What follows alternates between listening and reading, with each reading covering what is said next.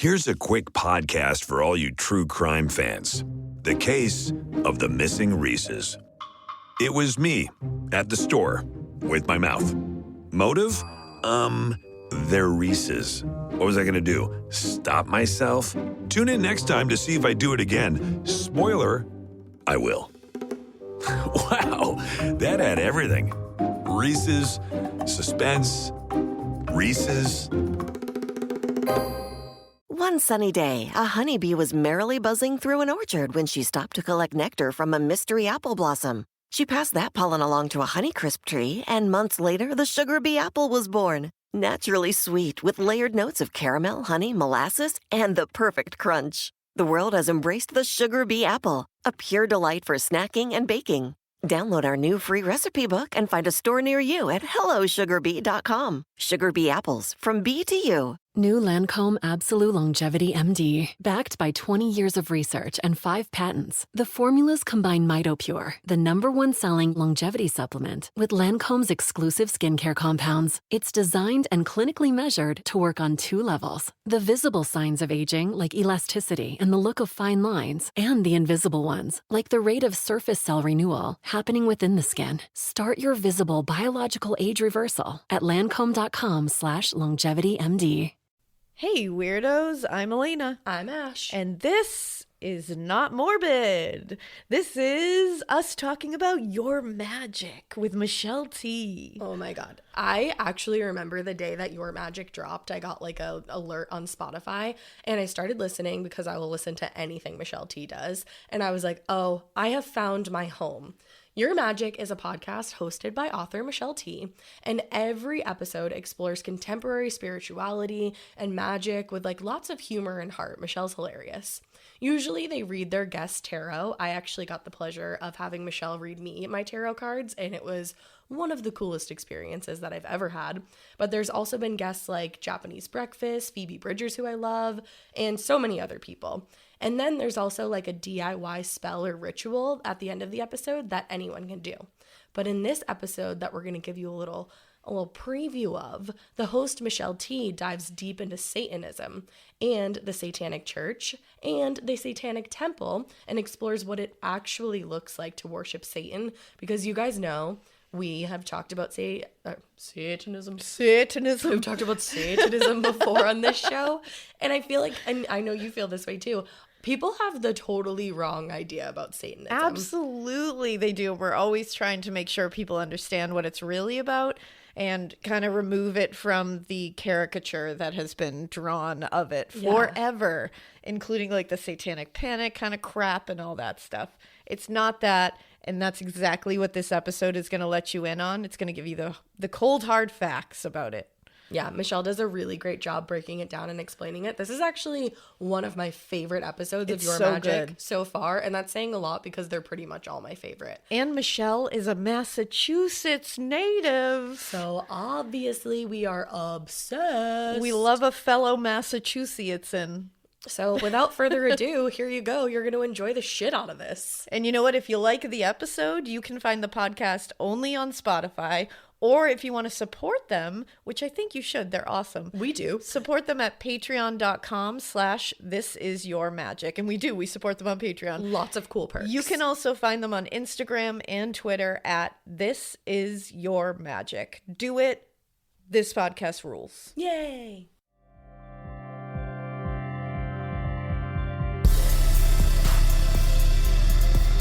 Welcome to Your Magic. I'm Michelle T, and today we're doing something a little different on the pod. While we haven't abandoned our original format because I love chatting with and reading cards for artists I'm a fan of, we are going to be bringing you some episodes that instead take a deeper dive into some of the magical concepts and practices that I'm intrigued with, like Aleister Crowley's Thelema tradition, the veneration of saints, psychic mediums, some moon magic. I'm also interested in looking at how magic practitioners navigate the very non-magical aspects of life on Earth, whether it's battling internet scammers or fighting to keep abortion legal. And we're debuting our new themed episodes today with a focus on the Dark Lord himself, Satan, and those who love him. Stay with us.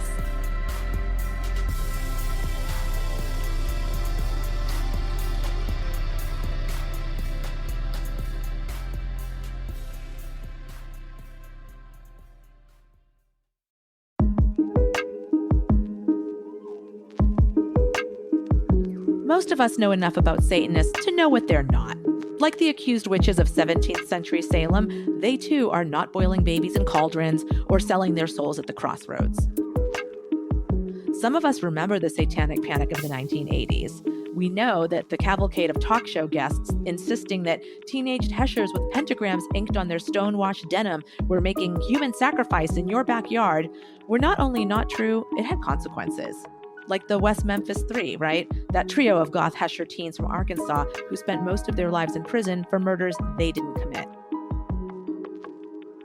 So we know actual practicing Satanists are not like murderers. But what are they? Who are they? What do they practice, and what do they believe? In my explorations, I've found that there are 3 styles of contemporary Satanism being practiced today. First, atheistic Satanists. Then there are your theistic Satanists. And finally, my personal fave, Satanic witches.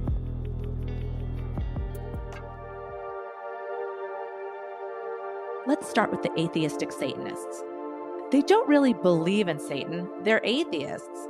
However, these folks have found that the devil and all he represents, wild sexuality, skepticism, hedonism, science, questioning authority, personal liberation, it all syncs up nicely with their own values and comes with a ready-made, eternally goth metal aesthetic, plus the added bonus of messing with the church, which can be fun, especially for those, like myself, who've survived a childhood of non-consensual Jesus. Entities like the Satanic Temple use Satan as a rallying cry to fight against Christian forces that are working to erode the separation of church and state in America. Theistic Satanists, despite their name, don't really believe in Satan either, but they do believe in the power of ritual, both psychologically and to connect to the mysterious energies of our universe. These folks do engage in ceremonial magic, in black masses and other private practices, and they're more likely to be found hailing Satan in the privacy of their own homes, rather than before a statue of Baphomet they're fighting to erect in the town square. That's a total Satanic Temple thing. And then there are the Satanic witches, far less organized than the atheists who can gather under the auspices of the temple, or the theistics who find like-minded ritualists at the Church of Satan. Satanic witches are on their own, finding one another on the internet, if at all. Unlike the other Satanists, Satanic witches do believe in Satan, and they seek a relationship with the Dark Lord, as well as with his many demons. And sometimes they get it.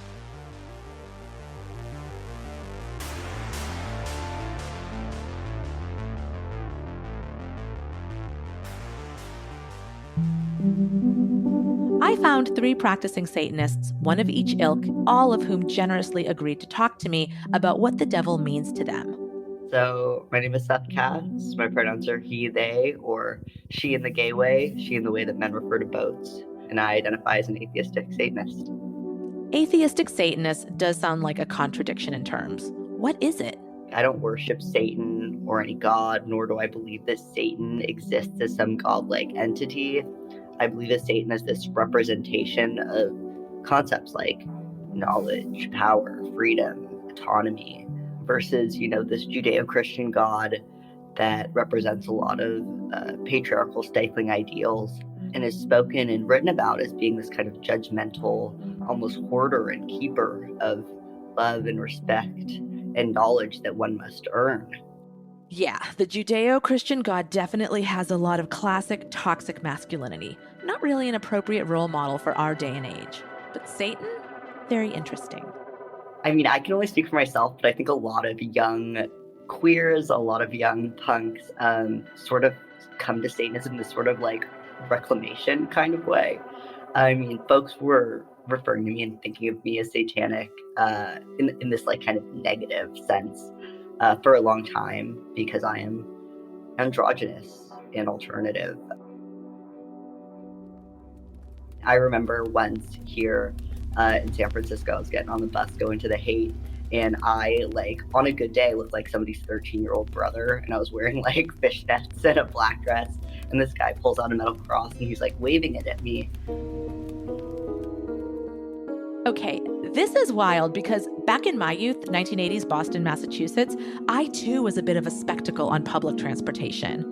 With my gigantic hairdo, black and snarled, and my black lipstick, my black lace dresses, and my blasphemous jewelry. You know, you're not actually supposed to wear rosary beads, okay?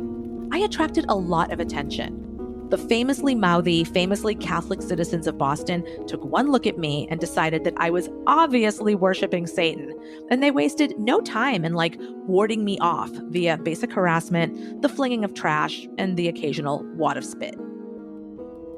When I came upon the Satanic Bible at Newberry Comics, I just had to poke my nose in it. By that time, I was savvy enough to know that much of what the world insisted was bad was actually good, and much of what was trumped as good was plainly corrupt. A quick peek into the pages of the Satanic Bible confirmed this newish bad is good philosophy. It seemed that Satan and I were in agreement about many things. Satan represents indulgence instead of abstinence, begins the 9 satanic statements. Well, teenaged alcoholic me could not agree more. Satan represents kindness to those who deserve it instead of love wasted on ingrates, it continued. Satan represents vengeance instead of turning the other cheek. It's worth noting that all 9 satanic statements end in exclamation points, making them more like the 9 satanic vociferations, as if they were written to be recited while pumping one's fist into the air. Regardless, I was into it, and after purchasing the book, took to reading it publicly in the primary site of my teenage harassment, the Boston MBTA. And guess what? It worked. Like a rope of garlic repelling vampires, the sight of me flagrantly clutching a satanic text, a black-clad book with a hot pink pentacle on the cover, it was too much for the regional Catholics. Their ballsy confrontations turned to passive-aggressive whispers. Instead of throwing trash, they threw condemnation and shade with their eyes and scowls. Yes, they made faces at me and stage whispered so that I could hear what they thought of me, but I didn't care. They could hate me all they wanted. I just didn't want to get my ass kicked. I may have looked scary, but like most goths, I was a crybaby weakling. The suggestion that I maybe just might have an actual relationship with the Lord of Darkness, someone I didn't believe in, but the Christians did, made me untouchable to the more violent among them. In my new cozy zone of relative public safety, I grew quite fond of the devil, and did become, in my way, a bit of a Satanist, like Seth Katz. Here's Seth again. So it kind of started as fashion Satanism, where I was reclaiming Satanism in the beginning as this sort of thing where it was people are thinking I'm a witch and a Satanist anyway. And then it kind of naturally evolved into getting more interested in it. So I was reading from folks like Kristen Soleil, Baxneal, Jex Blacksmore. Folks were talking about Satanism as this socio-political concept, as a performative concept.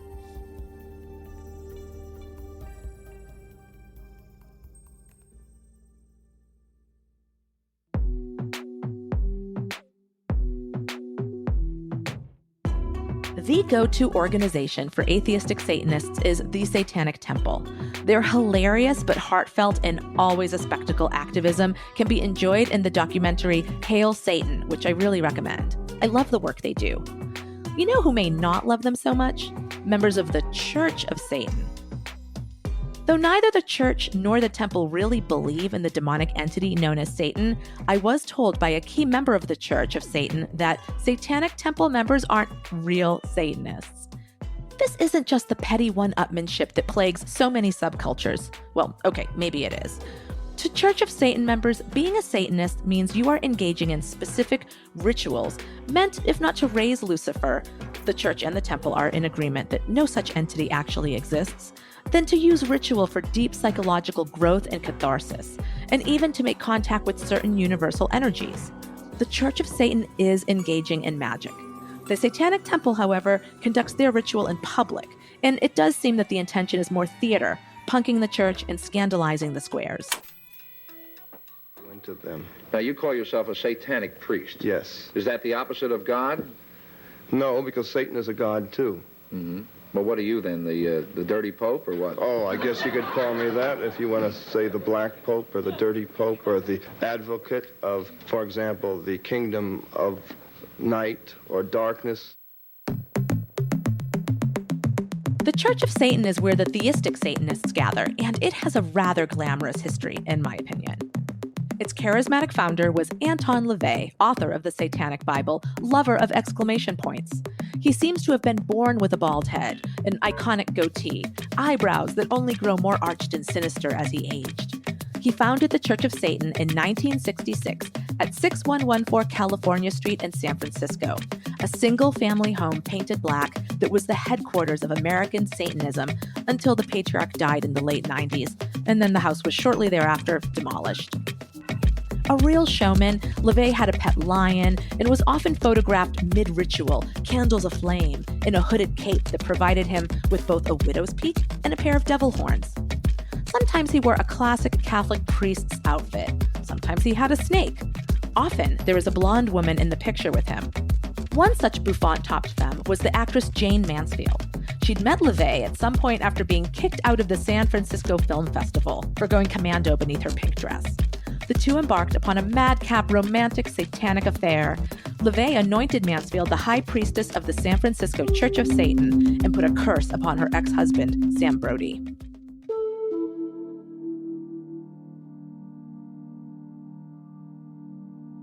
The Church of Satan has been around for almost 60 years, still thriving even without that charismatic figurehead.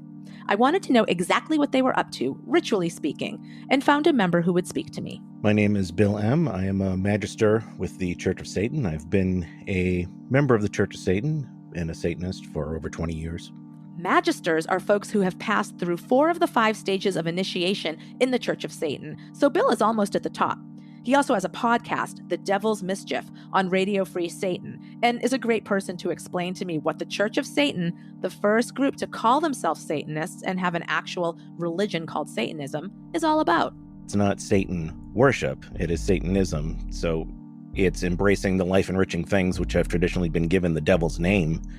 Pride, lust, earthly success, rational self-interest, atheism, humor, nonconformity, science, personal passions, being selective about whom we love. We feel that most religions have traditionally condemned these things as being shameful sins, but we take them as empowering ideals. Listening to this, it's hard not to be just like, yep, I'm a Satanist. Those are definitely my values. And I appreciate, as a witch who regularly performs devotions to deities, even though I don't know that I actually believe in them, that the church honors ritual for ritual's sake, for the psychological power in performing them, and even, it seems, the aesthetic power of Satanism, that power I felt while reading the Satanic Bible in public all those years ago. A lot of these hardcore atheists are really big into Star Wars or Star Trek, following a sports team and wearing the logo and chants and all that stuff. I think all of this comes down to a very basic human need to ritualize.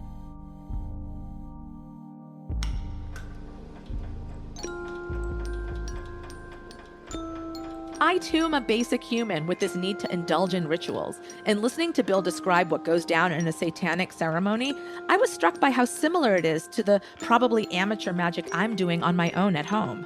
Like me, Satanists adopted ringing a bell to begin your ritual from any number of occult traditions. Like most Western witches, the Satanists invoke the 4 elements, or 4 directions, though they call it the 4 quarters, attributing a demonic entity to each direction: Satan from the south, Lucifer from the east, Belial from the north, and Leviathan from the west. To bring the element of taste into the ritual, important for such a hedonistic tradition as Satanism, they drink from a chalice.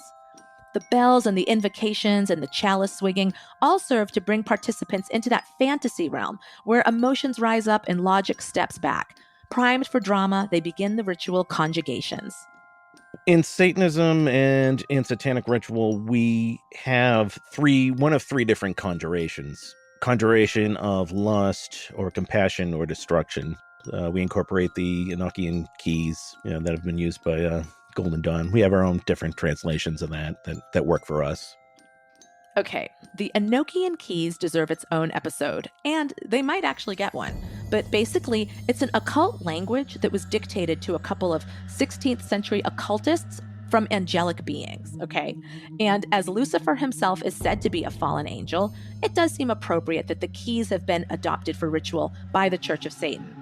But it gives me pause that a religion that professes to not literally believe in the supernatural does work with a supernatural alphabet that was shared with an Elizabethan psychic by an otherworldly entity.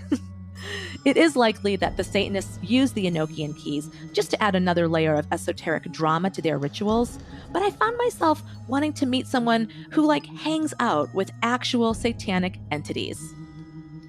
Maybe I'm damaged from coming of age during the Satanic Panic 1980s, but I do kind of like the idea of Satanists conjuring actual demons. After looking around a bit, I found a legit satanic witch. My name is Salem.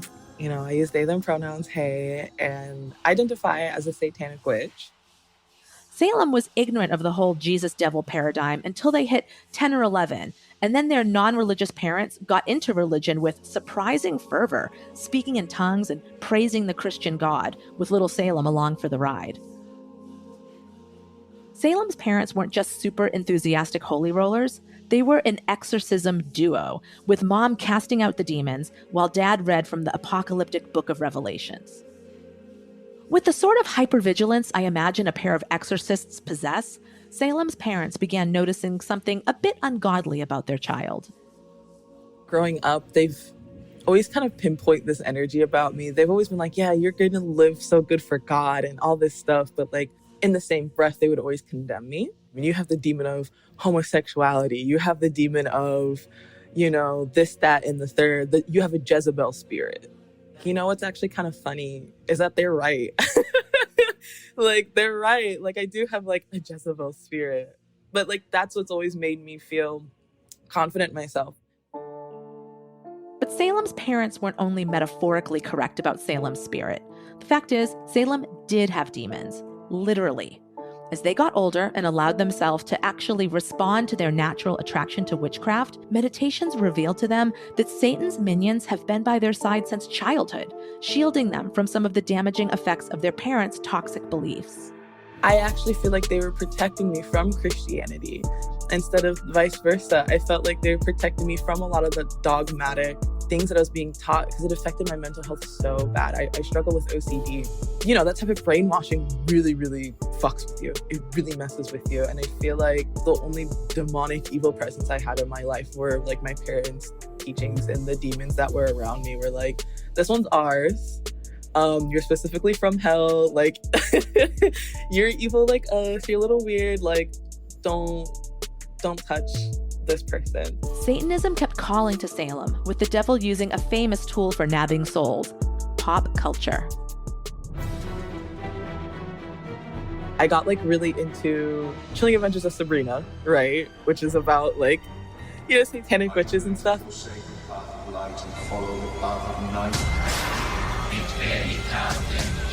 I felt my demon team, my spirit guides, they really wanted me to get into it because I would pause the show sometimes and be like, I'm gonna take a break. And they would press play and being like, actually, no, you're gonna keep watching this.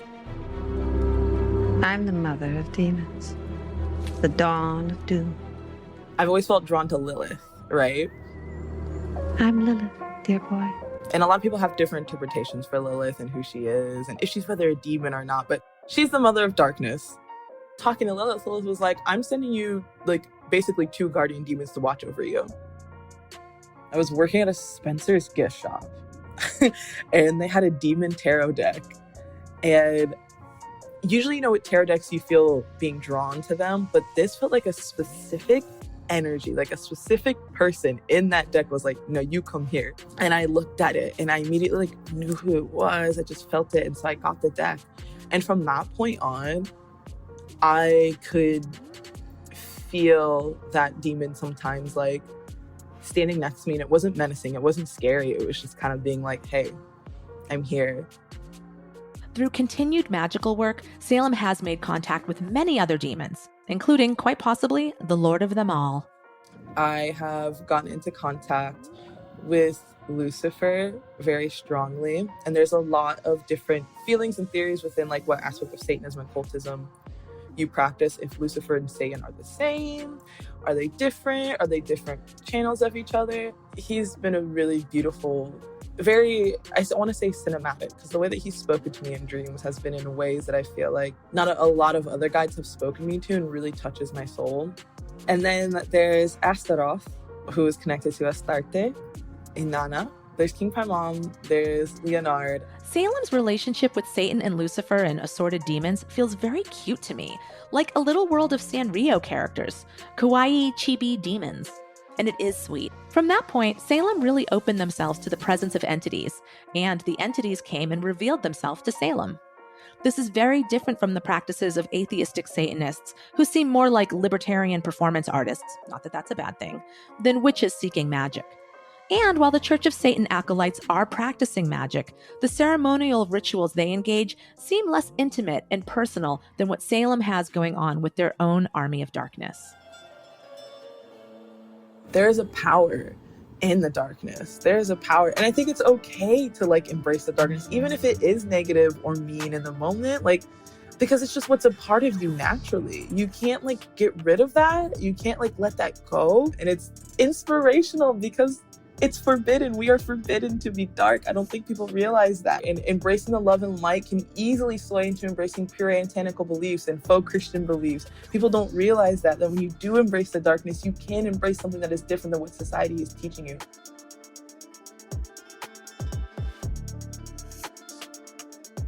Satan is so many things to so many people. A rallying cry, a powerful myth, and the father of a host of demons. I spoke with Berlin-based Hannah Graves, the tarot reader, teacher, no bullshit witch, and creator of the Cult Mother community. I wanted to know how she worked with and interpreted devil energy when it comes up in tarot readings. I love this card. I love this card. And I think that for me, it's one of those cards that when you work with it and you work with it over time, it has so many different layers. And so I think a lot of people are aware of the kind of more classic interpretation. When we're working with devil energy, it can be very oppressive, it can be very heavy, we can be dealing with kind of like really hard-hitting themes of addiction, depression, anxiety, and I'm absolutely never here to kind of love and light my way through, you know, the impact that some of these issues can have. But I think the more that I've worked with this card and the more that I've chewed on it and the more I think about where it sits in our major arcana sequence, the kind of more interesting it gets. In the major arcana, the devil card is number 15. Its temptation falls right after the balance of temperance, upsetting it. And then it gives way to the cataclysm of the tower, the building destroyed by lightning from the sky. That then gives way to the clear skies of the star card and the new beginnings and fresh optimism that she promises. We're always going to have, you know, dark places that we're going to go. And for me, the devil becomes kind of then the antithesis of spiritual perfection. And it's only when we can confront that and the darker realities of kind of who we are and what we're attached to and why, that then that lightning strikes the crown. Then we get the release that we need. Then we actually step into the magic of the star. It's kind of, for me, it's a card about embracing our limitations. The devil card is associated with Capricorn, which, as well as being a sign that embodies earthly power and success, is also ruled by Saturn, the planet that shows us, sometimes harshly, our limitations. But Hannah has a Capricorn rising, so she is no stranger to this disciplinary devil daddy vibe. And how she chooses to work with it as someone with a playful Leo stellium is inspiring. When I get really weighed down with this more kind of Capricorn vibe and this kind of devil energy, or, you know, it feels very heavy or oppressive, this idea of asking, you know, how can I get in my wands? What is it that really fires me up? And I mean, last summer I bought roller skates and went sliding down the runway at the old airfield here, nearly broke both my wrists. But it was like, it's that kid in you, it's that part of you that just wants to be kind of lit up and excited. And I think that can be a real antidote for kind of how adult the energy of the devil can get as well.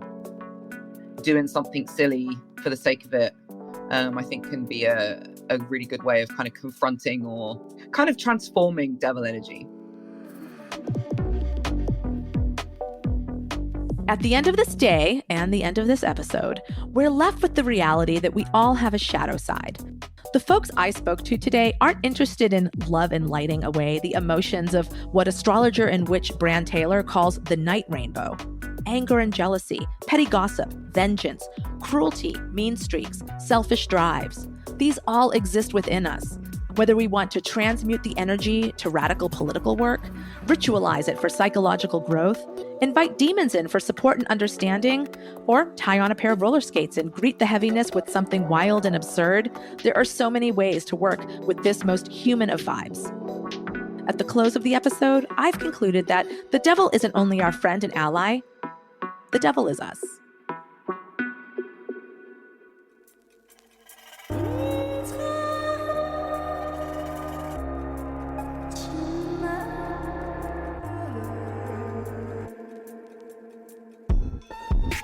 thanks for tuning into Your Magic. Make sure you follow us on Twitter and Instagram at This Is Your Magic. You can subscribe to us right here on Spotify. Do what you must to never miss an episode. You can email us at hello@thisisyourmagic.com. We would love to hear from you. And you can support us, plus get access to a bunch of bonus content at patreon.com/thisisyourmagic. This episode was produced and edited by Molly Elizalde, Tony Gannon, and Vera Blossom. We got production support from Angelica Chrysostomo. Our executive producers are Ben Cooley, myself, and Molly Elizalde. Our original theme music is by John Kimbrough. Thanks for listening.